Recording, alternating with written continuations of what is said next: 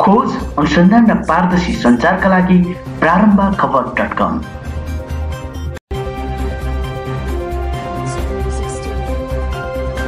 विभिन्न यो उतार चढाव र यसका लागि आफूले जीवनको आहुति दिएर जुन किसिमको एउटा परिवर्तन कायम कार्यमा अगाडि बढेर वीरगति प्राप्त हुनुभएका सम्पूर्ण शहीदहरूप्रति हामीले आज पक्का पनि अघि नै हाम्रा शहीद परिवारका मित्रहरू भनेको जस्तै आजका दिनलाई मात्रै यो शहीद दिवस मनाउनको लागि मात्र होइन, उहाँहरूले दिनुभएको आहुतिको हामीले कतिको मूल्याङ्कन गऱ्यौँ कि गरेनौँ, त्यो हामीले हिजोको दिनमा गरेका प्रण गरेका हिजोको आन्दोलनका विषयमा बोलेका कुराहरूलाई हामीले अक्षरशः पालन गऱ्यौँ कि गरेनौँ, यी कुराहरू सरल गौण कुरा हुन्।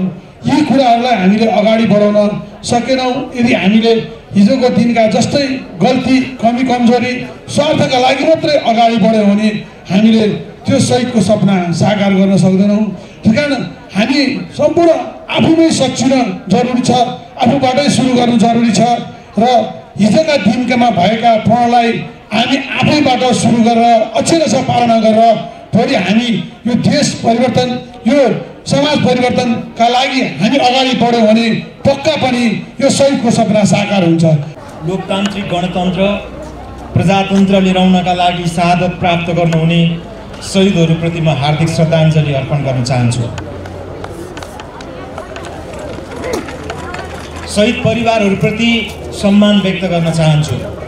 प्रति हाम्रो ठुलो सम्मानले आज हामी यहाँ आएका छौँ। उहाँहरूले रगत बगाउनु भएको छ के त्यत्तिकै हामी मजाक गर्न यो स्टेजमा उभिएका छौँ के? मजाकको भनाइ हो यो? होइन। राष्ट्रिय शहीद पार्कका अध्यक्ष सुदर्शन सिग्देल यो शहीद पार्कलाई हाँकेर हिँडिरहनु भएको छ। म त अनवरत रूपमा यहाँ लागिरहेको छु। कहिले पनि म विश्राम नलिन चाहनुहुन्छ न म विश्राम लिनुहोस् भन्न चाहन्छु। यो कुरा पनि अगाडि बढ्छ, ढुकाउनुहोस्। म धेरै तौलेर कुरा गर्न चाहन्न, स्पष्ट विचार राख्ने म आँट गर्छु, हिम्मत गर्छु।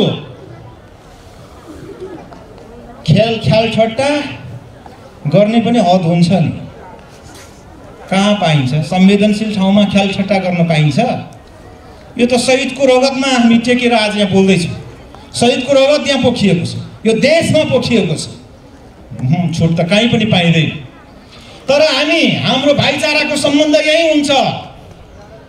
हाम्रो सबै राजनीतिक दलहरूको दाजुभाइहरूको भावना केन्द्रित गर्ने ठाउँ हो यो। यहाँ अरू कुराहरूलाई लिएर प्रचारबाजी गरिएर हाम्रो भाइचाराको सम्बन्धमा तुषारपात गराउने दुस्साहस कतैबाट भयो भनेदेखि त्यसको हिसाब किताब हामी माग्नेछौँ, त्यहाँ छोड्दैनौँ। मैले त्यो देखिरहेको छु, मैले त्यो अनुभूति गरिराखेको छु। तेरो भए पनि आफ्नो पेट पाल्न सकिने उर्वर भूमिमा हामी जन्मिएका छौँ। तर ठुल्ठुलो सपना बोक्यो भने न उसले एक डोको साग बोकेर ऊ बेचेर आफू पालिन चाहन्छ, उसको जीवन त्यत्तिकै बर्बाद भएर जान्छ। त्यसैले सपना ठुलो त देख्न पर्छ, तर घाँटीमा अड्किने खालको हड्डी छिराउन खोजियो भने के हुन्छ? थोरै मासु पनि भित्र जाँदैन, हड्डी अड्किन्छ र मान्छे मर्छ। त्यसैले आफ्नो घाँटी अनुसारको हड्डी त म हाल्नुहोस् भन्दिनँ, घाँस हाल्नुपर्छ हामीले। आज देशमा के भएको छ? हड्डी अड्किएको छ, भित्र पनि जाँदैन, बाहिर पनि निस्किँदैन, अड्किएको अड्कै छ। सन्देश मैले हाम्रा मिडियाकर्मी साथीहरूबाट र हाम्रा समाजका प्रबुद्ध वर्गबाट यो आवाज उहाँ पुगोस् भन्ने मैले चाहनाले मैले दुई शब्द बोल्न चाहेँ। गृह मन्त्रालयले एउटा आफूले एउटा निर्देशिका निकालेको रहेछ, जुन निर्देशिकाको खिलाफमा आफै लागेको छ। खै उहाँहरू लेखेर जान्नुहुन्छ, पढ्न जान्नुहुन्न अथवा भावना बुझ्नुहुन्न कि उहाँले के बुझ्नु, मलाई थाहा भएन त्यो कुराहरू। त उहाँले एउटा बुँदामा लेख्नुभएको छ, हाम्रा चाहिँ अहिले जनआन्दोलनमा जम्मा 26 जना शहीद परिवार र 30 जना घाइतेहरू, 13,658 जना घाइते मध्येमा 4,300 जनाको परिचय पत्र बनेको छ, बनिरहनु भएको छ। तर त्यसमध्येमा 137 जना घाइतेहरूलाई स्वास्थ्य मन्त्रालयबाट आजीवन उपचार दिनुपर्ने भनेर उहाँ निर्णय गरेर स्वास्थ्य मन्त्रालय पठाएको दस्तावेज त्यही खातामा बसेको छ।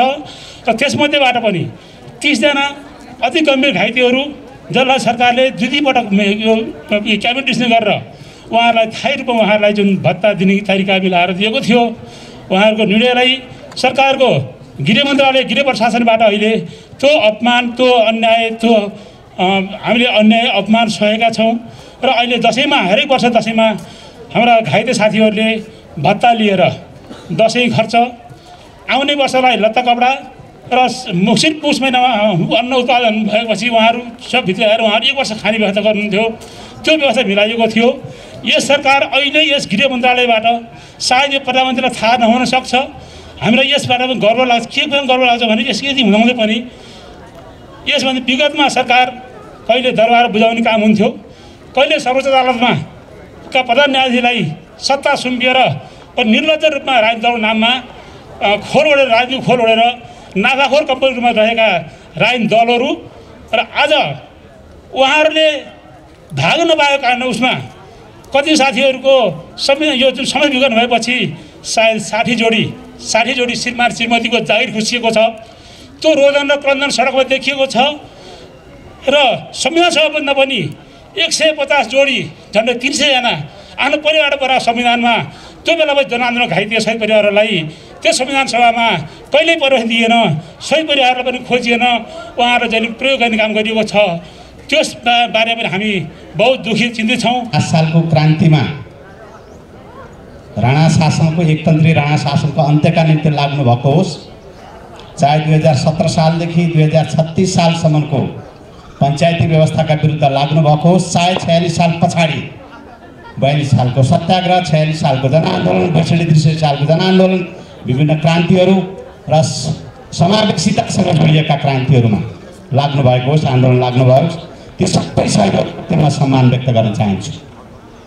यहाँहरूलाई लाग्न सक्छ मेरो परिवारकै कुरा गर्दा 2031 सालमा काठमाडौँको केन्द्रीय कारागारबाट नक्खु कारागार सार्दाखेरि मेरो दाइ लीलानाथ दाहाल, ठगिराज दाहाल, खगेन्द्र दाहाल र गोकर्णबहादुर कार्की जो मेरो एउटै गाउँको, उहाँहरूलाई मध्यरातमा जेल सार्दाखेरि नक्खुको ओह्रालोमा मारेको थियो।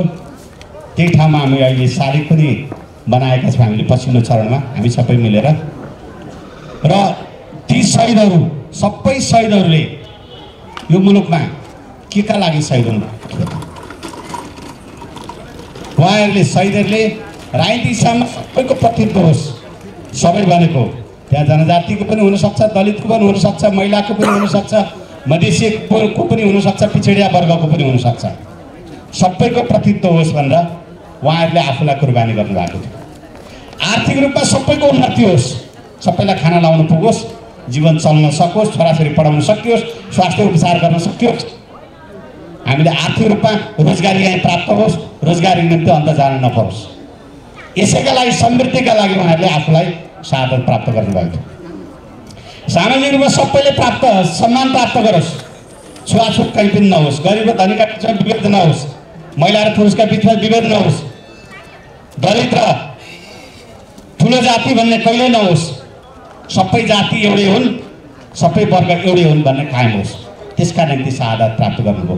सबैको संस्कृति, चाहे शेर्पाको संस्कृति होस्, चाहे राईको होस्, चाहे छेत्री बाहुनको होस्, चाहे मगरको होस्, चाहे गुरुङको होस्, सबैको संस्कृति संरक्षण होस्, यसका निम्ति शहीदहरूले शहादत प्राप्त गरेका थिए।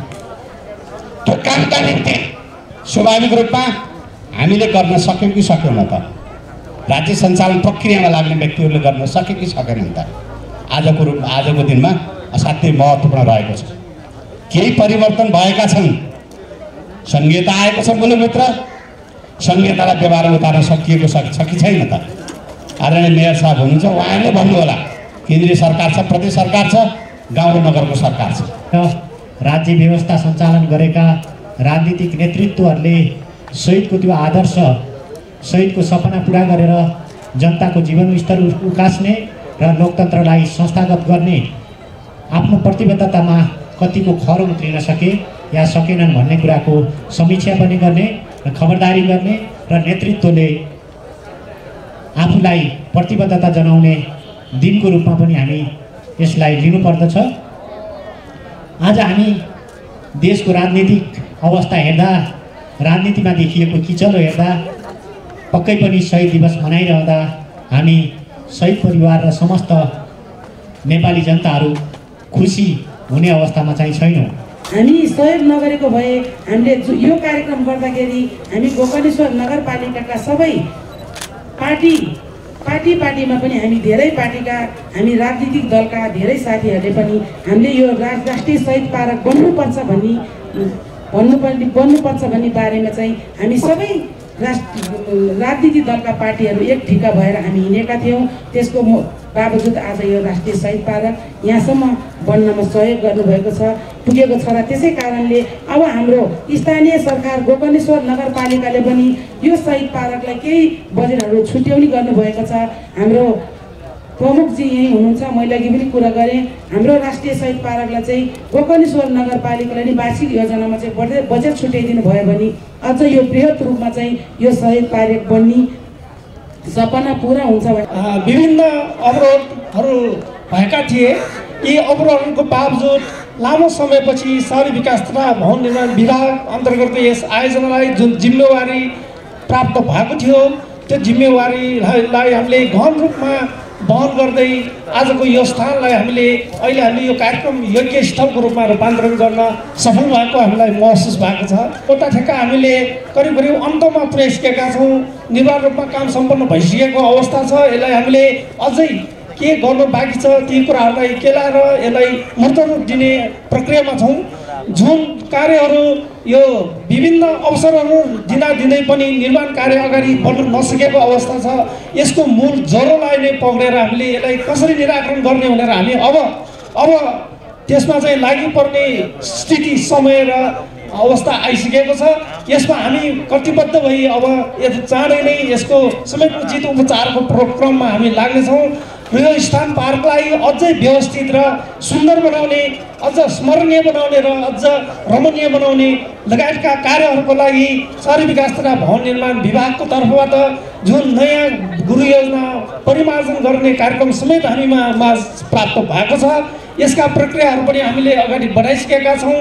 पुराना कार्यक्रमहरूलाई सम्पन्न गरेर नयाँ कार्यक्रमहरू सहितको योजना लिएर हामी तपाईँहरूको माझ नेपाल सरकारले दिएको जिम्मेवारी पूर्ण वहन गर्दै हामी तपाईँहरूकै माझ रहनेछौँ भन्ने अपेक्षा विश्वास दिलाउँदै